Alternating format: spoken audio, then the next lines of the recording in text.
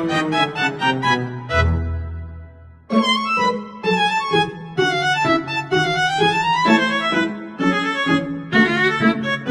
pagi teman-teman, kami dari kelompok 5 akan memaparkan materi kami yaitu penafsiran konstitusi. Tapi sebelum itu, perkenalkan, nama saya Duta Muhammad Ramadan Nurdin, NIM akhir 172. Saya Mutiara Keras Cinca dengan NIM akhir 247. Saya Misike Rupan dengan NIM akhir 234. Saya Tiara Fadil Alasdi dengan NIM akhir 288. Saya Siti Zara Destiara dengan NIM akhir 281. Masuk ke dalam materi. Penafsiran konstitusi adalah salah satu fungsi paling penting dalam peran Mahkamah Konstitusi. Karena mengingat konstitusi adalah dokumen hukum yang membuat norma-norma dasar negara, maka tidak semua ketentuan di dalamnya bersifat jelas. Seringkali ditemukan pasal-pasal yang ambigu, multitafsir, atau belum mengatur secara spesifik suatu hal yang aktual di masyarakat. Oleh karena itu, Hakim Konstitusi perlu melakukan penafsiran untuk mencari makna dan norma konstitusi agar dapat diterapkan dalam kasus yang konkret. Penafsiran sebagai metode penemuan hukum. Dalam konteks hukum, penafsiran bukan sekedar menerjemahkan kalimat dalam norma, tetapi merupakan proses aktif yang dilakukan oleh hakim untuk menemukan hukum yang tepat sesuai dengan nilai-nilai, keadilan, kepastian, dan kemanfaatan hukum. Konstitusi sebagai hukum dasar mengandung prinsip-prinsip normatif yang menjadi dasar peraturan perundang-undangan lainnya.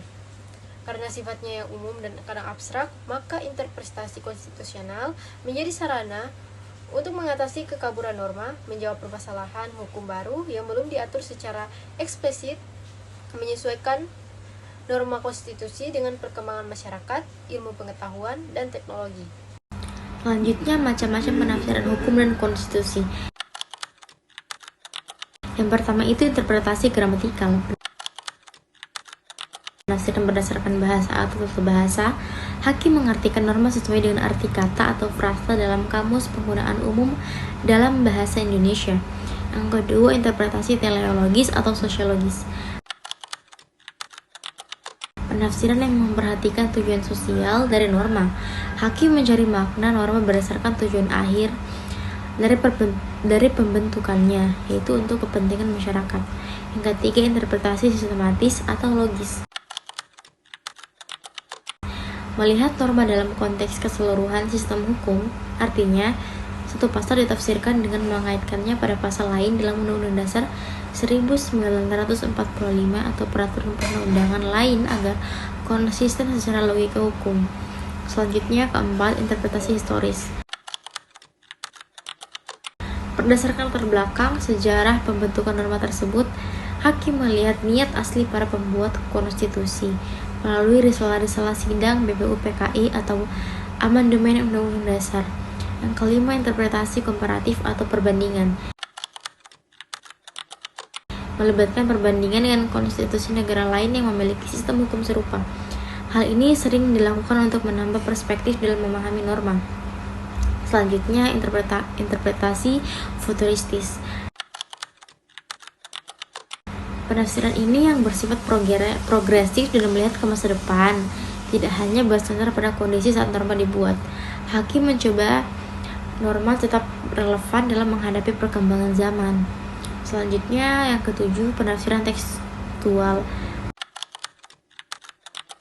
Fokus pada teks konstitusi secara literal, biasanya digunakan bila norma sangat jelas dan tidak memerlukan pemaknaan lain. Selanjutnya, penafsiran historis atau originalisme.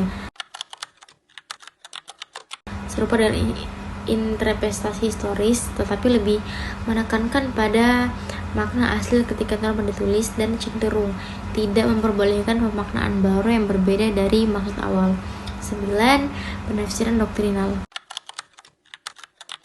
Mengacu pada pendapat ahli hukum atau doktrin dalam literatur akademi, jurnal, buku, dan sebagainya. Biasanya digunakan untuk memperkuat argumentasi hukum dalam putusan.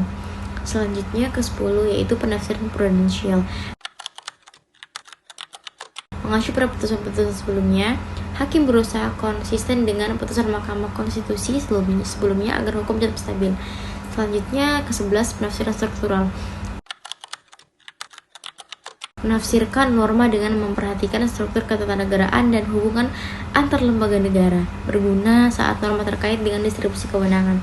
Selanjutnya, ke-12, penafsiran etikal. Berbasis pada nilai-nilai moral dan keadilan yang terkandung dalam konstitusi, digunakan ketika norma hukum perlu dimaknai dengan memperhatikan prinsip kemanusiaan, keadilan sosial atau HAM. Baik, kita masuk dalam hakim bebas memilih metode penafsiran konstitusi.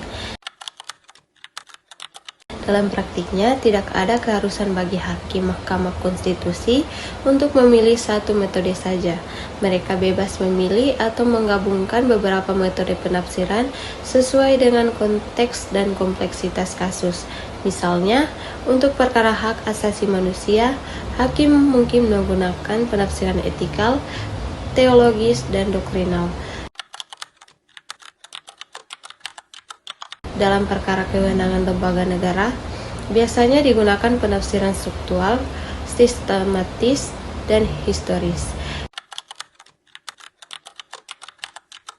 Kebebasan ini memungkinkan keputusan Mahkamah Konstitusi lebih fleksibel, adaptif, dan berorientasi pada keadilan substansial, bukan semata-mata pada formalitas hukum.